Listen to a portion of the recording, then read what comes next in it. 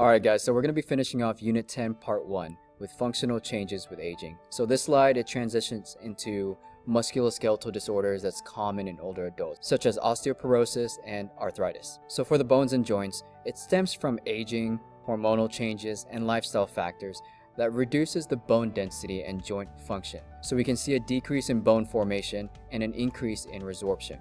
So the joints start to degenerate, cartilage thins, mobility becomes more limited with age, but some adults maintain high activity. Others develop major mobility restrictions. You can see clinical manifestations such as joint stiffness, pain, general function decline, difficulty with their ADLs. Nurses need to focus on promoting healthy bone and joints. Common disorders include osteoporosis, like I said, and arthritis. So with osteoporosis, y'all know what that is. It's a decrease in bone density. It's a loss of bone mass due to reduced formation and increased resorption. Now there's two parts, primary osteoporosis and secondary osteoporosis. Primary is a part of normal aging. It worsens after menopause, and secondary is due to conditions like Paget disease or chronic steroid use. It says 53 million Americans have or they're at risk for osteoporosis. Difference between osteopenia and osteoporosis, just remember that osteopenia means early bone mineral loss. Osteoporosis, loss of bone mass due to reduced formation and increased resorption. For the clinical manifestations, sometimes it's silent until fractures appear. You can see height loss with these patients, kyphosis, and bone pain. Know that bone breakdown exceeds bone formation after the age of 50. Menopause accelerates the bone loss. So here's a visual demonstration of thin trabecular bone and cortical thinning. Fragile bones and fracture susceptibility is a clinical manifestation of this. So this slide just reinforces fragility fractures as a defining feature of osteoporosis. So with osteoporosis, there are things that we can do to help measure bone density. And we like what we talked about in class. They can be diagnosed with DEXA scan, that's a non-invasive bone mineral density test, and Medicare covers DEXA scans every 2 years. So it's important to teach your patients to make sure that they follow up because it's covered by Medicare. Osteoporosis can be presumed with non-traumatic fractures, height loss either at or over 3 inches, or kyphosis. With these patients, you can see vertebral, wrist, hip, and pelvic fractures. Standing, coughing, or laughing can cause fragility fractures. So just know DEXA scans is going to be the gold standard. It's going to be the diagnostic standard for osteoporosis. Fragility fractures, that's going to be due to activities that should not normally cause fractures. Remember that activities that shouldn't normally cause fractures is going to be called fragility fractures. So here's an image of a DEXA scan. So it's a visual reinforcement of bone thinning, weakened structure, and fracture susceptibility. You can see height loss again, brittle bones, and silent progression until there's an actual fracture. Use this slide to make sure you can associate between osteoporosis with quiet bone loss and the need for early screening even when symptoms aren't present. So what are the risks for osteoporosis? This is going to be, again, bone loss accelerated by age, menopause, inactivity, smoking, poor nutrition, and obesity. So to help improve bone remodeling, this requires weight-bearing activity, good nutrition, vitamin D, and removal of any harmful exposures. Again, they are at high risk for fractures with low impact activities. So there's going to be mobility restrictions if fractures occur. So here's what to know. Women that's 65 years and older, younger women with a family history should be screened for this. The risk factors include smoking, obesity, aging, having a sedentary lifestyle, and alcohol. We want to make sure we help prevent falls too. So fall prevention measures include removing clutter, cords, and rugs, and improving the lighting of the environment for these patients. Proper medication use and side effect management are essential as well. As far as medication goes, medication therapy will help support to slow or prevent fractures. Calcium and vitamin D intake supports bone health. Medications work by increasing bone mass, reducing turnover, or both. You can use biphosphonates like risindronate and alendronate. Those are the two common biphosphonate medications that help slow bone resorption. Some treatments are daily, others are yearly injections. The goal is to stabilize the bone density with fewer fractures and consistent therapy. Calcium and vitamin D supplements are recommended if diet is inadequate. So just remember that. Examples include Caltrate D, calcium carbonate with vitamin D, and then remember risindronate and alendronate are common biphosphonates. For arthritis, this is a group category of joint disorders influenced by age, genetics, autoimmune factors, and inflammation. This is the most common cause of disability in the United States. Increased incidence can occur after the age of 45, and conditions like osteoarthritis, rheumatoid arthritis, polymyalgia rheumatica, and gout are going to be associated with arthritis. Clinical manifestations include joint pain, stiffness, mobility limitations, inflammation, or systemic symptoms, just depending on the type of arthritis that you have. Remember that arthritis is more common in women. Conditions that are associated with arthritis, such as osteoarthritis, polymyalgia rheumatica, rheumatoid arthritis, and gout. So with osteoarthritis, this is a degeneration of joint cartilage from age, obesity, overuse, trauma, and genetics. Articular cartilage erodes, the joint space starts to narrow, and then these things called osteophytes, which are bone spurs, start to develop. Repetitive use accelerates the degenerative process. So what are you going to see with these patients? You'll see morning stiffness, pain that worsens with activity. You'll see crepitus, reduced range of motion, joint enlargement, and just remember that osteoarthritis is the most common arthritis. It's more common in women, and the x-ray may show osteoarthritis even when symptoms are mild. With osteoarthritis, just know that it's a progressive joint degeneration. Again, you'll see morning stiffness that improves after about half an hour to an hour, pain with activity relieved by rest, osteophyte formation causing deformity, and crepitus indicates usually instability and cartilage wear. So the sites that are commonly affected include your knees, the hands, hips, and feet, also the neck and lower back area. There's going to be joint enlargement and reduced range of motion. Treatment is generally going to be supportive in the early stages with NSAIDs and rest. And remember that crepitus signals joint deterioration. So moving on to polymyalgia rheumatica, this is going to be an immune and genetically influenced inflammatory condition. Inflammation affects the muscles and tissues around the joints rather than the joints themselves. It's often associated with a condition called giant cell arthritis, which we'll go over the next slide, and it may develop slowly. Things that you'll see is stiffness and pain in the neck, shoulder, upper arms, pelvic region. You'll see fatigue, low-grade fevers, and it's worst at night and early morning. A way to remember this is rheumaticus pertains to the joints. Rheuma means flowing, so it affects the muscles and tissues around the joints rather than the joints themselves. It typically runs its course in about 1 to 5 years, and there's no joint inflammation.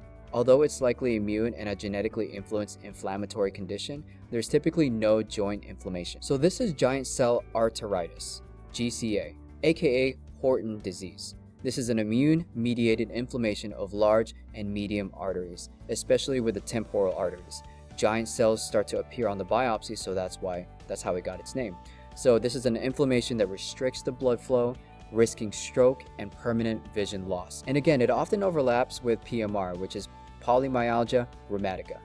You'll see fatigue, fever, appetite loss. You'll see headaches, scalp tenderness, double vision or loss of vision, dizziness. You'll see jaw and tongue pain with chewing.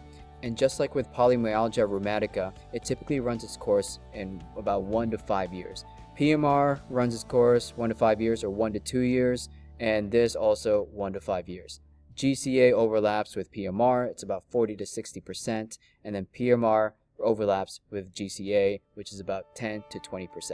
So with this condition, make sure you know the difference between rheumatoid arthritis and osteoarthritis. The tests will probably test you on this, whether or not you know the difference. So this is a chronic autoimmune inflammatory disorder affecting synovial joints, and it's more common in women ages 40 to 60. This is when the immune system attacks the joint lining, which causes the chronic inflammation, which causes cartilage and bone destruction. Another differentiating factor between this and OA is that rheumatoid factor may be present in the blood. You'll see symmetrical small joint pain, swelling, warmth, tenderness, and it affects the wrists, the knees, the ankles, the hands.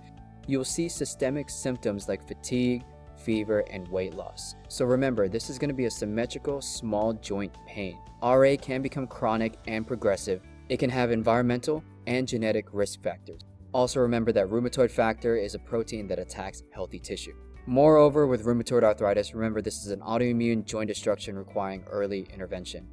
It's going to have chronic synovial inflammation, which leads to bone and cartilage breakdown. Disease-modifying anti-rheumatic drugs can slow the progression. also called DMARDs, DMARDs. JAK inhibitors reduce immune signaling, and immunomodulators adjust the immune response. Again, you'll see warm tender joints, systemic malaise, fever, and weight loss. Remember that TNF blockers actually contributes to inflammation. JAK inhibitors, it plays a role in immune signaling. It includes medications like Rinvoq and Xeljanz. Remember that methotrexate and Rinvoq are toxic medications. Make sure to check for TB status, kidney and liver function, white blood cell, and bone marrow function. Care for these patients is palliative. Remember that they need to have a bone scan every 2 years. So we all know what gout is. It's an inflammatory arthritis caused by uric acid crystal accumulation in the joints. It can be caused by alcohol abuse, high blood pressure, a purine-rich diet especially, thiazide diuretics. It can be caused by aspirin, niacin, cyclosporins, and levodopa. So just as a reminder of how it works, purine metabolism produces uric acid, and when uric acid levels rise, crystal deposits in the joints and triggers acute inflammation. This causes sudden severe joint pain, often at night. It causes bright red and hot joints, extreme tenderness, and usually affects the big toe, knee, or the ankle. The main goal for this condition is to prevent another attack. Encourage diet changes, avoid alcohol, stay hydrated, usually like 2 liters per day if the kidneys allow. So this slide just reinforces crystal deposition and joint inflammation. Pain, swelling, redness are characteristics of gout attacks. So use this slide to link the gout images with uric acid crystal buildup. Management focuses on reducing inflammation and lowering the uric acid levels. You can use NSAIDs if not contraindicated, corticosteroids, and colchicine, which helps reduce the swelling and limits the uric acid crystal buildup. These are for the acute attack treatments. For the chronic treatments, allopurinol decreases uric acid production. Probenecid helps increase uric acid excretion. All this can help reduce the pain and prevention of repeat attacks. Just know that colchicine disrupts the buildup of uric acid crystals, and colchicine decreases inflammation but does not directly treat the pain. Now for the last few slides, this just shifts the focus from pathology to nursing care strategies like monitoring joints, pain, functional limits, and fall risk. So with the assessment piece, this includes inspecting the joints and muscle for tenderness, swelling, warmth, and redness. Evaluate the impact on ADLs and IADLs. You can use osteoporosis risk assessment instrument, or ORAI, to help determine the need for screening for these patients. Check passive and active range of motion. You'll see functional limitations, joint changes, and mobility impairment. The ORAI score ranges from 0 to 26. So bone densitometry is recommended for women with an ORAI score of 9 or above. So this displays the scoring criteria for osteoporosis screening. Know this: minimum score is going to be 0, maximum score is going to be 26. Women with a total score of 9 and above should receive bone density screening. Now for the interventions, this supports comfort and mobility. So using heat for osteoarthritis and rheumatoid arthritis, such as hot packs, hydrotherapy, radiant heat. You can use deep heat for paraffin baths, cold for acute processes like swelling, spasms, and inflammation, and arthroplasty for severe joint deterioration. You can also use assistive devices as needed. All of this will help reduce the swelling, the pain relief, and increase mobility. Just remember that ultrasound usually refers to therapeutic ultrasound used by a PT.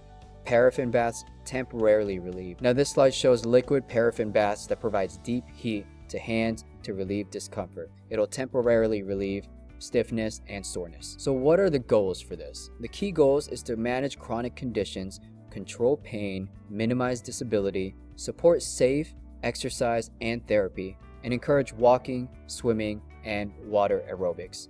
This can improve function, strength, and flexibility. So why is water aerobics so important? Because buoyant force in water counteracts gravity, making exercise just easier for older adults. And lastly, some of the things that we can do is to help provide supplements and alternative treatments that can be used alongside standard medical care to improve comfort and function. These supplements can offer mild symptom relief and improved well-being. You can use things like glucosamine and chondroitin sulfate. You can use acupuncture and massages as well.